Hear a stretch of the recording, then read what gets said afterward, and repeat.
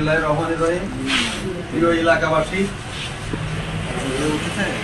স্থানীয় বিএনপি নেতৃবৃন্দ, মোল্লাহাট উপজেলা বিএনপি নেতৃবৃন্দ এবং বিএনপি অঙ্গ সংগঠন ও অত্র এলাকার আমার মুরব্বিয়ান এবং মিডিয়া কর্মী ভাই যারা উপস্থিত আছেন, সবাইকে ধন্যবাদ জানিয়ে আমি আপনাদের সামনে আমার বিশেষ করে আমরা বাগেরহাটবাসী, এই বাগেরহাটে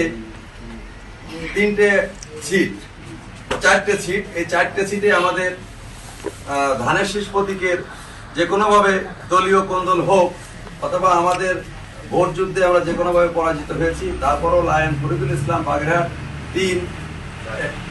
বাগেরহাট 3 মোংলা রামপাল মোংলা এই আসন থেকে উনি এমপি নির্বাচিত হয়েছেন এবং ঢাকা 10 আসনের থেকে রবিউল আলম আমাদের গাওলার কৃতি সন্তান, উনি এমপি নির্বাচিত হয়েছেন বাংলাদেশ জাতীয়তাবাদী দল থেকে। আমাদের চেয়ারম্যান কিছুদিন আগে উনি অ্যাক্টিং চেয়ারম্যান থেকে দলের চেয়ারম্যান নির্বাচিত হন। আমরা চেয়ারম্যানকে প্রথমে ধন্যবাদ জানাই। উনি বাংলাদেশ জাতীয়তাবাদী দল, যে দল দক্ষিণ এশিয়ার অন্যতম একটা বৃহত্তম রাজনৈতিক দল, সেই দলের চেয়ারম্যান নির্বাচিত হয়েছেন। উনি আমাদের নেতৃত্ব দিচ্ছেন এবং উনি আমাদের বাংলাদেশ জাতীয়তাবাদী দলের সকল যে নেতাকর্মী তার নেতৃত্ব দিতে পারছেন। ওনার মতো একজন নেতা, উনি শুধু বাংলাদেশের নেতা নাই, গুগল প্লাস ইনস্টাগ্রাম, ফেসবুক, এতে ওনার যে জনপ্রিয়তা, উনি ট্রাম্পের থেকে ওনার জনপ্রিয়তা এগিয়ে। এরকম একজন নেতা যে আমাদের জাতীয়তাবাদী দলের নেতৃত্ব দিচ্ছেন, উনি চেয়ারম্যান হয়েছে, ওনাকে আমরা অশেষ ধন্যবাদ জানাই। সেই নেতা আমাদের বাগেরহাটের একজন নেতা মাত্র 3-4টি আসন থেকে এমপি নির্বাচিত হয়েছেন, তাকে একটা মন্ত্রিত্ব দিয়েছেন, উনি প্রতিমন্ত্রী হয়েছেন। এবং আমাদের বাগেরহাটের এই ঐতিহ্যবাহী গাওলা ইউনিয়নের সন্তান শেখ রবিউল আলমকে উনি পূর্ণমন্ত্রী হিসেবে বাংলাদেশ গণপ্রজাতন্ত্রী বাংলাদেশ সরকারের মন্ত্রণালয়ে দায়িত্ব দিয়েছেন এবং আমাদের সরকারে স্থান দিয়েছেন, সরকার পরিচালনায় করার জন্য স্থান দিয়েছেন। তাকে আমি প্রথমে তারেক রহমানকে অশেষ ধন্যবাদ জানাই যে উনি বাগেরহাটকে অন্যভাবে মূল্যায়ন করেছেন। বাংলাদেশে বিএনপি বাগেরহাটে মুস্তাফিজুর রহমান একসময় এই বিএনপির উনি কর্ণধার ছিলেন, উনি এই বিএনপির একসময় মহাসচিব ছিলেন, উনি বিএনপি বাগেরহাট থেকে পররাষ্ট্রমন্ত্রী, স্বরাষ্ট্রমন্ত্রী এবং সম্ভবত অন্য একটা মন্ত্রণালয়ের দায়িত্বে ছিলেন। এর পরবর্তীতে আর কোন নেতা কখনো বাগেরহাটে আওয়ামী লীগ অন্য রাজনৈতিক দলকে কখনো কোনো মন্ত্রিত্বের স্বাদ লাভ করেননি। আমাদের রবি ভাইকে পূর্ণ মন্ত্রিত্ব দিয়েছেন এবং লায়ন ফরিদুল ইসলামকে আমার প্রতিমন্ত্রী হিসাবে ঘোষিত করেছেন। তাকে অশেষ ধন্যবাদ জানাচ্ছি বাংলাদেশ জাতীয়তাবাদী দল এবং এই দলের নীতি নির্ধারকের যে ফোরাম আছে সকলকে।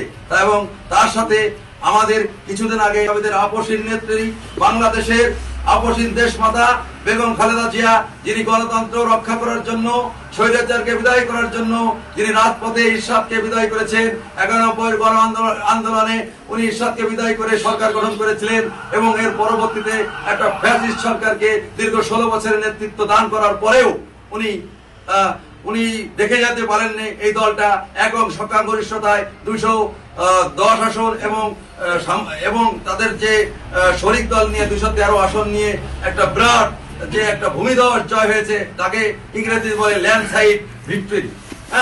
অর্থাৎ এই জয় উনি দেখে যেতে পারেননি। আমি সেই নেত্রী, ওনার জন্য দোয়া করতে বলবো। এবং আমাদের তারেক রহমান দেশনায়ক, উনি ক্ষমতায় গেছেন এবং বাংলাদেশের জনগণ যাতে ওনার কাছে নিরাপদ থাকে, উনি প্রত্যেকটা পাড়ায় মসজিদ মন্দিরে দোয়ার জন্য উনি বিনীতভাবে অনুরোধ করছেন।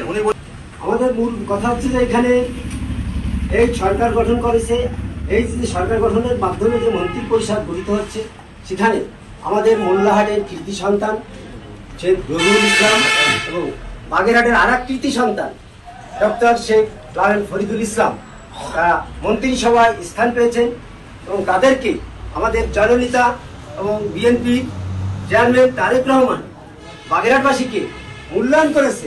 এটাই আমরা অনুভব করতে পেরেছি। যে দোয়া পরিচালনা করবেন আমাদের অত্র মসজিদের সম্মানিত ইমাম সাহেবকে দোয়া পরিচালনা করার জন্য অনুরোধ করছি।